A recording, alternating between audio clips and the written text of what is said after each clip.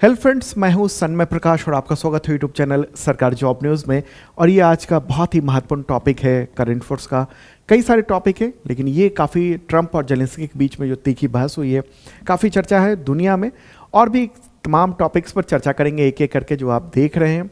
ठीक है, तो शुरू करते हैं दोस्तों बिना देर के हुए। और एक छोटी सी इन्फॉर्मेशन देना चाहता हूँ कि रेलवे ग्रुप टी के लिए जो बैच है वो 1000 बच्चों के लिए मात्र 199 रुपये में है। अगर आपने ज्वाइन नहीं किया है तो ज्वाइन कर लें, क्योंकि ये सीट लगभग फुल हो ही चुकी हैं। ठीक है, और इस बार जो वैकेंसी है वो 32,000 से भी ज़्यादा है। तो मतलब कि जब बम्पर वैकेंसी है तो तैयारी भी बम्पर होनी चाहिए। और इस तैयारी के लिए हमारी पूरी टीम आपके लिए बिल्कुल रेडी है। ठीक है, अलग अलग सब्जेक्ट के टीचर्स हैं, टेस्ट मिलेगा, वीडियो मिलेगा, PDF मिलेगा, सब कुछ मिलेगा। और करंट अफेयर्स तो मैं खुद पढ़ाऊँगा।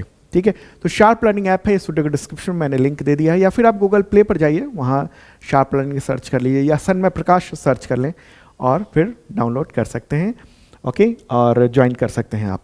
चलिए आगे बढ़ते हैं और पहला जो इम्पोर्टेंट टॉपिक है वो देखते हैं। क्या हुआ, ट्रंप जेलेंस्की के बीच में तीखी बहस हो गई है, नोक झोंक टाइप की हो गई है। ठीक है, अब हुआ क्या है कि अमेरिकी राष्ट्रपति डोनाल्ड ट्रंप और यूक्रेन के राष्ट्रपति वोलोदिमीर जेलेंस्की के बीच में व्हाइट हाउस में यानी अमेरिका में 28 फरवरी को एक मुलाकात हुई। और ये जो मुलाकात है ना, पूरी दुनिया की मीडिया के सामने था, लाइव चल रहा था। और इसी दौरान ट्रंप, वहाँ के मतलब अमेरिका के राष्ट्रपति ट्रंप और अमेरिका के उपराष्ट्रपति JD वेंस और जेलेंस्की के बीच में तीखी बहस हुई। दोनों नेताओं के बीच में करीब 40 से 50 मिनट के बीच में बातचीत हुई।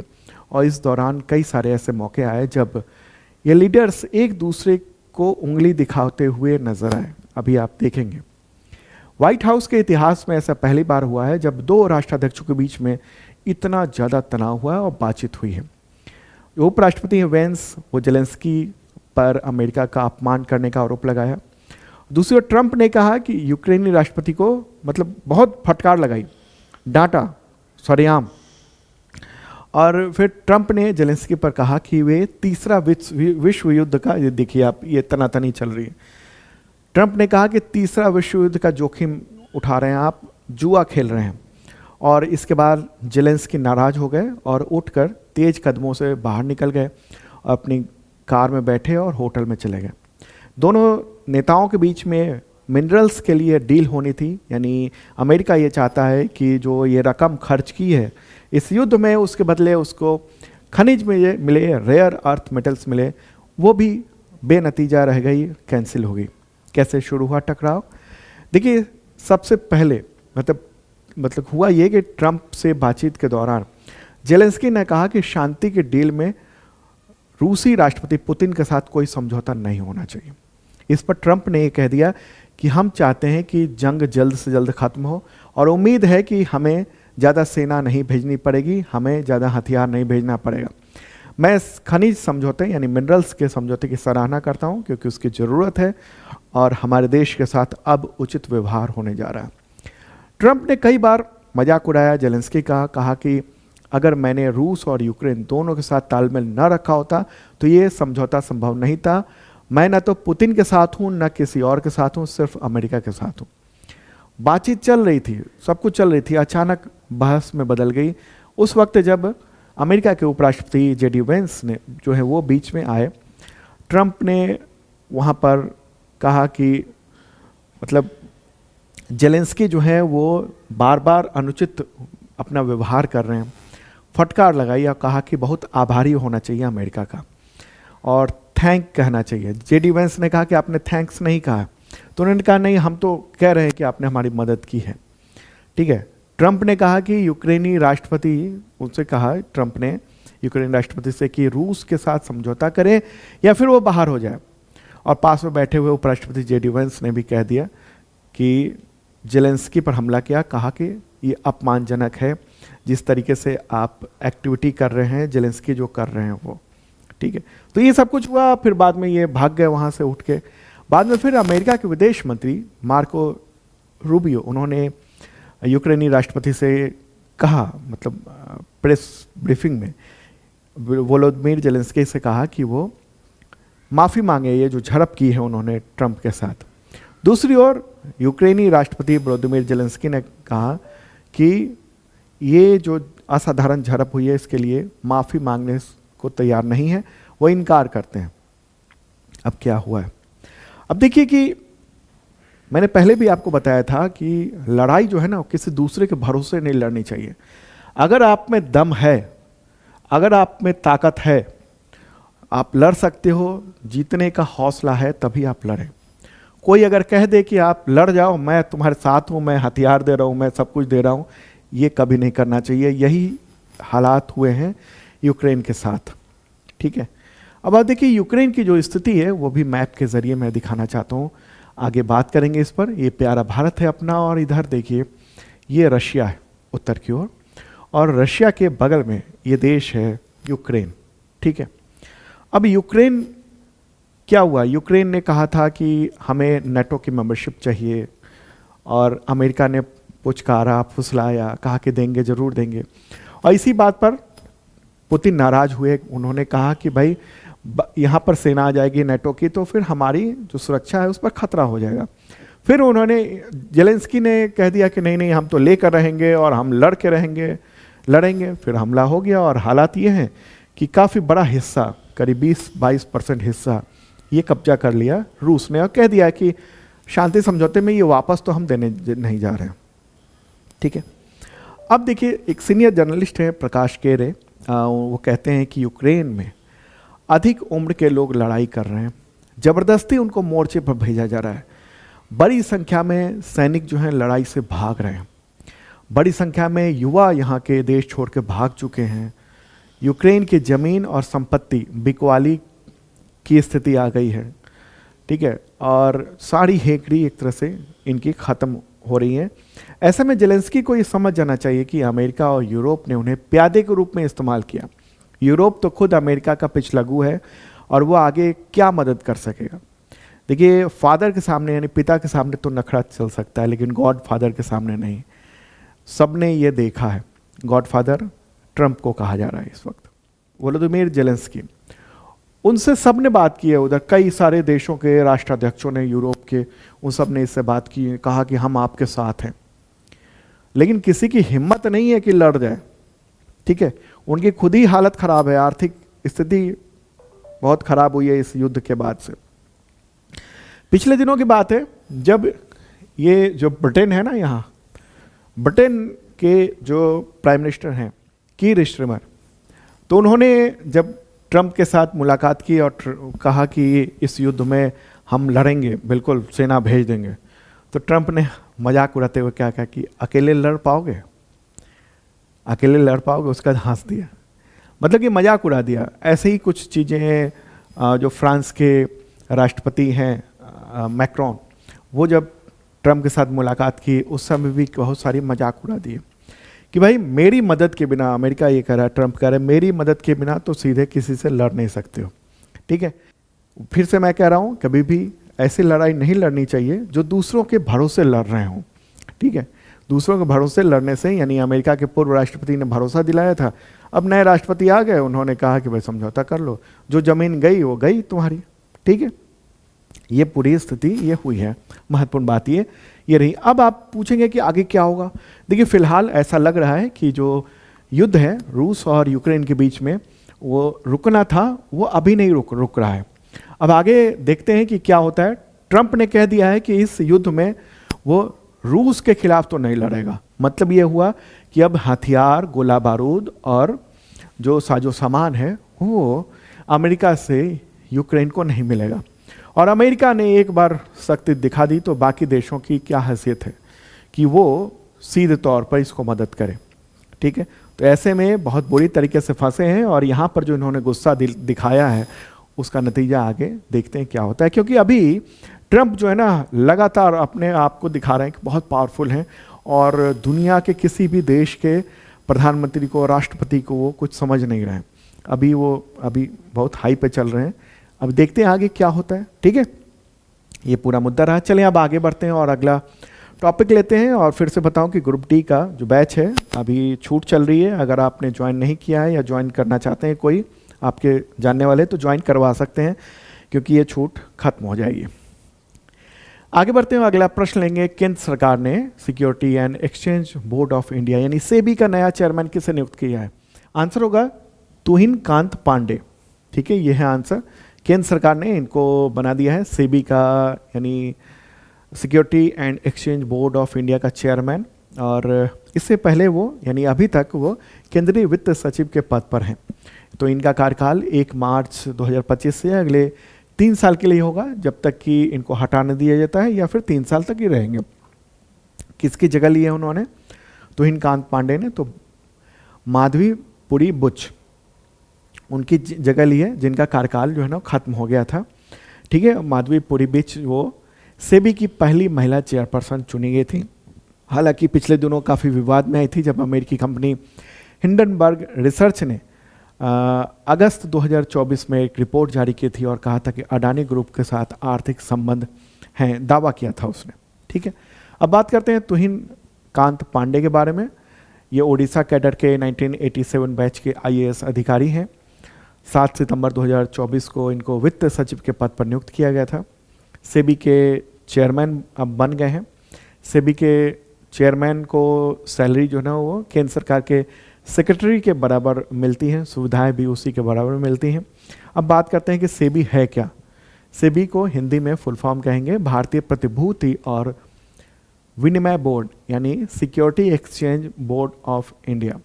ठीक है, security and exchange board of India. तो भारत में क्या है, प्रतिभूति और वित्त नियामक ये बोर्ड है, और जो सिक्योरिटी यानी प्रतिभूति है और कमोडिटी बाजार को यह नियंत्रित करता है। इसकी स्थापना हुई थी 12 अप्रैल 1988 को। ठीक है, और इसको सेबी अधिनियम 1992 के तहत वैधानिक मान्यता मिली थी 30 जनवरी 1992 को। वित्त मंत्रालय के प्रशासनिक क्षेत्र में आता है। सेबी का काम क्या है? निवेशकों के हित की रक्षा करना। शेयर बाजार है ना, वहाँ पर जो निवेशक हैं उसकी हितों की रक्षा करना। ओके, प्रतिभूति बाजार यानी सिक्योरिटीज़ मार्केट, उसको बढ़ावा देना, उसके विकास को आगे करना। सिक्योरिटी मार्केट मतलब ये हुआ कि जो केंद्र सरकार बॉन्ड वगैरह जारी करती है ना, उसकी बात हो रही है। ठीक है, इसके अलावा सिक्योरिटी मार्केट यानी प्रतिभूति बाजार से जुड़े हुए विषयों का पूरा निर्धारण करना कि क्या हो, नियम कैसे, क्या चीज़ें बने, मार्केट की निगरानी करना, उसको रेगुलेशन करना। ठीक है, किसी मामले का उल्लंघन हो रहा है तो उसको लेकर करेक्टिव मेजर्स करना, ये सब काम है सेबी का, बहुत ही महत्वपूर्ण एक नियामक है। आगे बढ़ते हैं, अगला प्रश्न लेंगे। जर्मनी के नए चांसलर कौन होंगे? चांसलर ने आंसर होगा फ्रेडरिक मर्ज। क्या नाम है? Friedrich Merz. जर्मनी में विपक्ष के नेता थे इससे पहले, और उन्होंने 23 फरवरी को राष्ट्रीय चुनाव में उनकी पार्टी और उनके साथ जो दल है उसने जीत हासिल की है। कंजर्वेटिव डेमोक्रेटिक यूनियन पार्टी और क्रिश्चियन सोशलिस्ट यूनियन गठबंधन ने ये जीत हासिल की है यहाँ पर। और इससे पहले जो चांसलर थे ओलाफ शॉल्ज थे, और उनकी जगह अब फ्रेडरिक मर्ज लेने वाले हैं। ठीक है, इनका भी किस्सा गजब है। पिछले कुछ साल पहले जो जर्मनी की चांसलर थी एंजेला मर्केल, आपने सुना होगा नाम, तो वो इनको पसंद नहीं करती थी। और हालात ये हुआ कि उस गठबंधन में मर्केल की जो सरकार थी उस गठबंधन में इनकी पार्टी भी थी। तो चूंकि मर्केल नहीं पसंद करती थी, इसलिए इनको साइडलाइन कर दिया गया था पार्टी से, और 10 साल तक इन्होंने अलग कंपनियों में, इंटरनेशनल कंपनी में नौकरी की, राजनीति छोड़कर। और जब मर्केल चली गई, उनका कार्यकाल जब खत्म हो गया, वो चांसलर के पद से हट गई, उसके बाद इन्होंने फिर से पॉलिटिक्स शुरू की, अपनी पार्टी में चीफ का पद प्राप्त किया, और अब वहाँ के चांसलर बनने वाले हैं, यानी वहाँ के चीफ बनने वाले हैं। ठीक है, कैसे चुना जाता है चांसलर वहाँ पर? एक बार जर्मनी भी चलते हैं, वहाँ पर मैप के ज़रिए देखते हैं। ये रहा अपना प्यारा भारत, और अब चलेंगे हम लोग यूरोप की ओर। ठीक है, ये पूरा यूरोप है, और उसी में ये रेड कलर में जो आप देख रहे हैं ये है जर्मनी। हमारे देश की तरह ही जर्मनी में भी लोकतंत्र है और संसदीय व्यवस्था है, लेकिन चांसलर चुनने का तरीका अलग है। देखिए, भारत में चुनाव से पहले प्रधानमंत्री पद के उम्मीदवार की घोषणा करना कोई ज़रूरी नहीं है, लेकिन जर्मनी में सभी दलों को चांसलर कैंडिडेट का नाम बताना ज़रूरी होता है कि कौन होगा कैंडिडेट, और इसी के नाम और चेहरे पर चुनाव लड़ा जाता है। अगर उसकी पार्टी या गठबंधन चुनाव जीत जाती है तो फिर उसे बुंडेस्टाग, जैसे भारत में लोकसभा ना, ऐसे वहाँ की संसद का निचला सदन है, तो उसको स्वयं के लिए बहुमत जुटाना होता है, और अगर किसी पार्टी या गठबंधन को बहुमत हासिल हो जाता है तो फिर उसकी सरकार बन जाती है और वो व्यक्ति चांसलर बन जाता है। ठीक है, जर्मनी के बारे में आपको बताऊं, उसकी राजधानी क्या है, बर्लिन है। ओके, और मुद्रा यहाँ पर यूरो चलती है। आबादी करीब करीब 3 करोड़ 33 लाख के आसपास है पिछले साल। इसके पड़ोसी देश की बात करेंगे तो इसके पड़ोसी देश है डेनमार्क, पोलैंड, चेक Republic, Austria, Switzerland, France, Belgium और नीदरलैंड। ठीक है, ये सारे पड़ोसी इसके देश हो गए। चलिए आगे बढ़ते हैं, अगला प्रश्न। और हाँ, पसंद आ रहा हो तो लाइक बटन दबा दीजिए और शेयर कर दीजिए अपने दोस्तों को। और हाँ, 71st बीपीएससी के लिए बैच जो है ना, उसकी क्लासेस बस शुरू होने वाले हैं, और यूपी पीसीएस के जीएस की भी क्लासेस शुरू होने वाली हैं, तो वो भी बैच ज्वाइन कर सकते हैं आप शार्प लर्निंग ऐप पर। वहाँ देखिएगा ज़रूर, वहाँ पर कुछ डेमो क्लासेस भी अवेलेबल हैं। अगला प्रश्न होगा, काफ़ी महत्वपूर्ण है। राष्ट्रीय विज्ञान दिवस कब मनाया जाता है? तो वो है 28 फरवरी को। और इस बार की थीम क्या है? थीम है इसकी, विकसित भारत के लिए विज्ञान और नवाचार में वैश्विक नेतृत्व हेतु भारतीय युवाओं को सशक्त बनाना। ठीक है, empowering Indian youth for global leadership in science and innovation for विकसित भारत, ये है इस बार की थीम, 2025 की थीम। अब सवाल होगा कि क्यों मनाया जाता है राष्ट्रीय विज्ञान दिवस? आपको पता होना चाहिए, ये दिन रमन प्रभाव के खोज को समर्पित है। देखिए, 28 फरवरी 1928 को भारतीय फिजिसिस्ट यानी भारतीय भौतिक वैज्ञानिक चंद्रशेखर वेंकट रमन ने स्पेक्ट्रोस्कोपी के क्षेत्र में महत्वपूर्ण खोज की घोषणा की थी, जिसको रमन प्रभाव कहा जाता है, और इसके लिए उनको 1930 में नोबेल प्राइज दिया गया था। रमन प्रभाव की खोज की वजह से ही भारत में ये दिवस मनाया जाता है, राष्ट्रीय विज्ञान दिवस मनाया जाता है, 1986 से मनाया जा रहा है।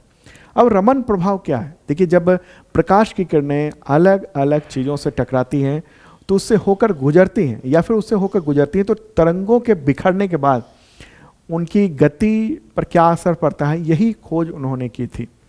स्पेक्ट्रोस्कोपी जो है वो पदार्थ और चुंबकीय विकिरण के बीच का जो है ना वो रिसर्च अध्ययन हुआ क्या था।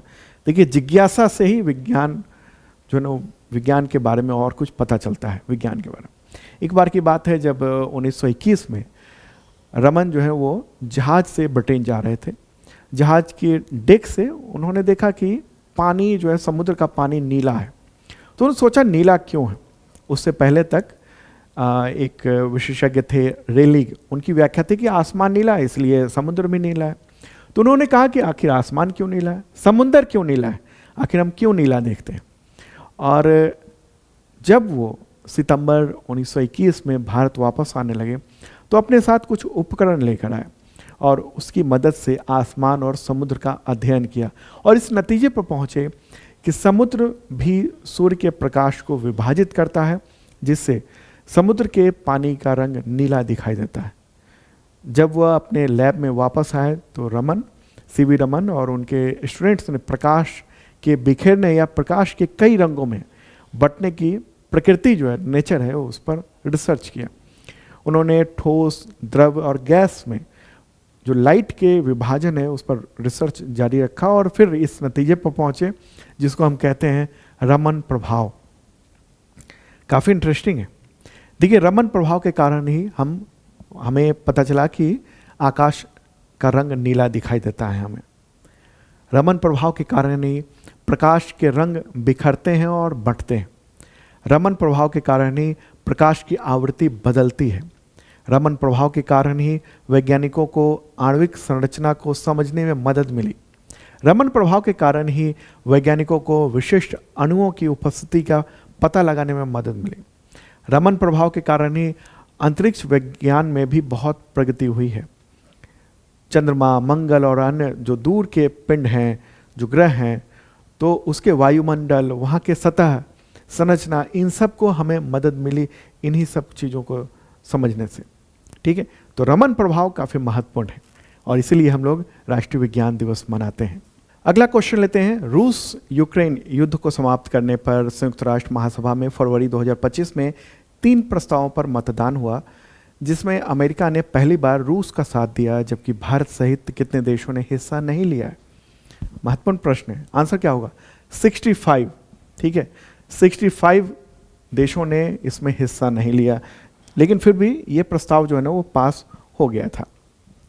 अब प्रस्ताव में क्या मांगे थी? इसमें मांग थी कि मतलब यूक्रेन ने 3 पृष्ठों में 3 पेज में प्रस्ताव पेश किया था, जिसमें रूसी सेना को यूक्रेन का क्षेत्र छोड़ने यानी वहाँ से हटने, तनाव को कम करने के लिए तुरंत युद्ध का शांति विराम हो, ये सब, और शांतिपूर्ण शांति हो जाए, मतलब न्यायपूर्ण शांति हो जाए, ये कहा गया था।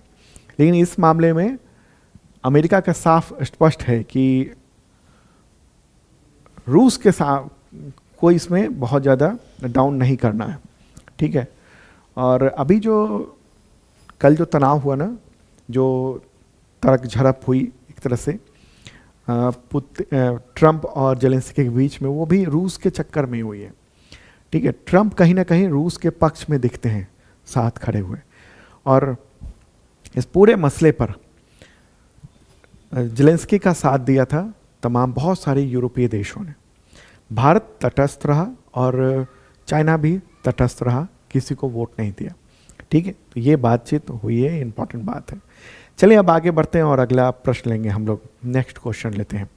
अगला क्वेश्चन ये होगा कि अमेरिका ने ईरानी पेट्रोलियम प्रोडक्ट्स की बिक्री और ट्रांसपोर्टेशन में मध्यस्थता की वजह से फरवरी 2025 में कितनी भारतीय कंपनी पर बैन लगा दिया, प्रतिबंध लगा दिया? आंसर होगा 4 भारतीय कंपनियों पर प्रतिबंध लगाया। तो कौन कौन से हैं? Flux maritime LLP, BSM marine LLP, Austin ship management private limited और कॉस्मोस लाइंस इंक। इन सब पर बैन लगाने का फैसला कर लिया है। किसने? अमेरिका ने। ठीक है, अमेरिका ने कहा कि ईरान के जो पेट्रोलियम और पेट्रोकेमिकल्स उद्योग हैं उनसे जुड़ी हुई है और दुनिया की 16 कंपनियों पर प्रतिबंध लगाया है, इनमें से 4 ये भारतीय कंपनी है। साफ तौर पे अमेरिका का कहना है कि वो ईरान को आगे बढ़ते हुए नहीं देख सकता और ईरान का तेल और उसका गैस अगर कोई खरीदता है तो उससे जुड़े हुए चीज़ों पर हम प्रतिबंध लगाएंगे। तो ये तमाम जो कंपनीज हैं इस पर प्रतिबंध लगा दिया गया है। ठीक है, क्यों प्रतिबंध लगाया है? क्योंकि इन 4 कंपनियों में से 3 को ईरानी तेल और पेट्रोलियम उत्पादों के ट्रांसपोर्टेशन में शामिल पाया गया था, अमेरिका का कहना है, जबकि एक कंपनी जो है ना वो पेट्रोलियम पदार्थ के परिवहन में कथित रूप से शामिल रहा था। तो इसलिए बैन करने का फैसला किया। बैन करने से क्या होता है किसी देश के? देखिए क्या है ना कि जो डॉलर है, ओके, तो डॉलर दुनिया की जो खरीदारी की एक मुद्रा है, महत्वपूर्ण मुद्रा है। तो डॉलर है उसके पास, इस वजह से वो बहुत ही पावरफुल है। तो ऐसे में क्या होगा कि इस कंपनी पर साफ तौर पर प्रतिबंध लगाया। डॉलर से कोई कारोबार ही नहीं कर सकता। इसके जितने भी मतलब अमेरिका के मित्र देश हैं, उनके साथ जिनके साथ अमेरिका की संधि है, तो ये कंपनियां उस देशों में नहीं काम कर सकती। उस देश में जो भी चीज़ें प्रॉपर्टी होंगी वो जब्त हो सकता है। तो ये सब चीज़ें हैं। आगे बढ़ते हैं। अगला प्रश्न, वर्ष 2025 में दुर्लभ रोग दिवस कब मनाया गया? तो आंसर होगा 28 फरवरी को ये मनाया गया दुर्लभ रोग दिवस। देखिए क्या है कि ये जो दिवस है ना वो फरवरी के आखिरी दिन मनाया जाता है। ठीक है, तो या तो 28 या 29। तो इस बार 28 दिनों का फरवरी था, तो 28 तारीख को ये मनाया गया है इस बार। ठीक है, इस बार की थीम है आप जितना सोच सकते हैं उससे कहीं अधिक दुर्लभ अनुभवों का संकलन। ठीक है, तो ये दिवस मनाया जाता है दुर्लभ बीमारियों जो हैं उसको लेकर। दुर्लभ बीमारी से कितने लोग पीड़ित हो सकते हैं? दुनिया भर में करीब 35 करोड़ लोग दुर्लभ बीमारी से पीड़ित होते हैं। अब सवाल हो गया रेयर डिजीज किसको कहेंगे हम? देखिए सामान्य तौर पर एक दुर्लभ रोग यानी रेयर डिजीज वो रोग है जो किसी देश की आबादी के एक छोटे प्रतिशत को प्रभावित करता है। बहुत छोटे, मतलब कि प्रति 1 लाख जनसंख्या पर 100 से भी कम। भारत में अगर कहेंगे कि अगर किसी रोग को दुर्लभ तभी माना जाता है जब वह 5,000 लोगों में से किसी एक को प्रभावित करता हो या उससे कम लोगों को प्रभावित करता हो। ठीक है, दुर्लभ रोग ये हो गया। अगला क्वेश्चन होगा, पंजाब की राज्य सरकार ने राज्य के सभी स्कूलों में किस भाषा को मुख्य और अनिवार्य भाषा विषय के रूप में पढ़ाने के लिए अनिवार्य कर दिया है, और कहा है कि अगर ऐसा नहीं करता है कोई शिक्षण संस्थान तो उस पर जुर्माना लगाया जाएगा। तो इसका आंसर क्या होगा? पंजाबी। पंजाबी भाषा वहाँ पर अब अनिवार्य कर दिया गया है। पंजाब सरकार ने अभी एक आदेश जारी किया, कहा कि किसी भी कोई भी स्कूल हो पंजाब में, अगर किसी भी बोर्ड से, या तो पंजाब बोर्ड से हो या सीबीएसई या आईसीएसई, कोई भी शिक्षा बोर्ड हो, उससे संबंधित स्कूल हो, तो पंजाबी भाषा को मुख्य और अनिवार्य विषय के रूप में पढ़ाना ज़रूरी है। अगर किसी स्टूडेंट के प्रमाण पत्र में पंजाबी मुख्य विषय के रूप में शामिल नहीं होगा तो उसको अमान्य करार दिया जाएगा राज्य में। ठीक है, राज्य में जो उसकी उससे रिलेटेड जो ज़रूरतें हैं वो फिर, यानी नौकरियां हो गई या फिर कोई सरकारी सहायता मिलना है, तो वो सब, ये सब चीज़ें नहीं मिलेंगी, और ये सब बातें कही गई हैं। पंजाब में 2008 का एक कानून है, Punjab learning of Punjabi and other languages act 2008, तो उसको सख्ती से लागू करने का कहा है, और नियम का उल्लंघन करने पर निजी स्कूलों पर 50,000 रुपये जुर्माना लगाया जाएगा। ये सब बातें वहाँ कही गई हैं। पंजाब की बात कर लें, वहाँ के मुख्यमंत्री हैं भगवंत मान, गवर्नर हैं गुलाब चंद कटारिया, राजधानी चंडीगढ़ है। अगला क्वेश्चन लेंगे, किस संस्थान ने रेल मंत्रालय के सहयोग से भारत का पहला हाइपरलूप टेस्ट ट्रैक विकसित किया है जो 422 मीटर लंबा है? आंसर होगा आईआईटी मद्रास। ठीक है, आईआईटी मद्रास। देखिए, ये पहले ये कहा जा रहा था कि ये 410 मीटर का है, लेकिन अभी क्या हुआ है, लेटेस्ट अपडेट ये आई है कि ये 422 मीटर लंबा है। दर्शकों के लिए अभी फरवरी में इसको ओपन किया गया है और देखा गया है। तो रेल मंत्री अश्विनी वैष्णव, उन्होंने इसके बारे में एक वीडियो जारी किया और कहा कि ये भारतीय रेल और IIT Madras vertical take off और लैंडिंग व्हीकल टेक्नोलॉजी पर मतलब दोनों मिलकर काम कर रहे हैं, और रेलवे जो है फाइनेंस कर रहा है। तो इससे फ़ायदा ये होगा कि आने वाले वक्त में ये हाइपरलूप जो प्रोजेक्ट है वो अभी शुरुआती चरण में सफल दिख रहा है। तो इसके ज़रिए अगर जैसे 350 किलोमीटर की दूरी है तो मात्र 30 मिनट में ये दूरी तय हो सकती है, और बहुत कम खर्च लगेगा हाइपरलूप में। और बड़े पैमाने पर अगर इसको दुनिया में लागू किया गया तो फिर जो यात्रा है बहुत आसान हो जाएगी, कम खर्च में ये यात्रा हो पाएगी। आगे बढ़ते हैं, अगला टॉपिक ये है कि बिहार में पर्यटन को बढ़ावा देने के लिए 100 करोड़ से अधिक खर्च होगा।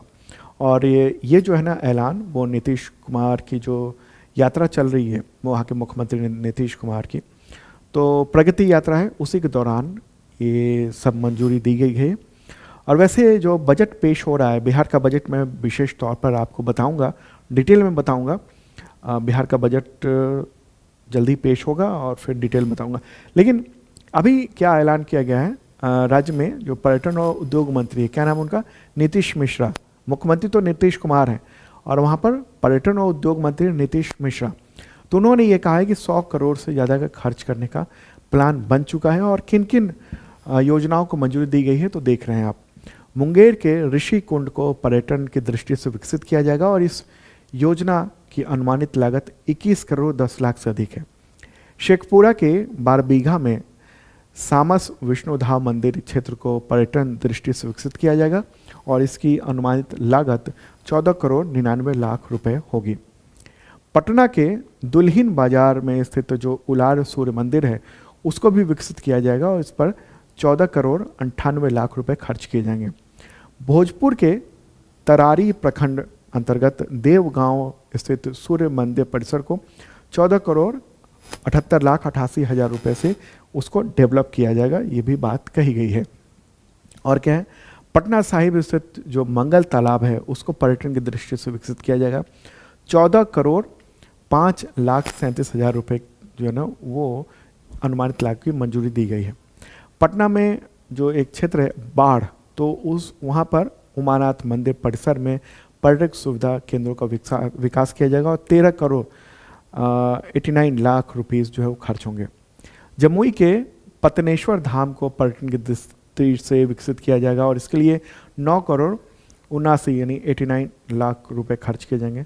लखीसराय के सतसंडा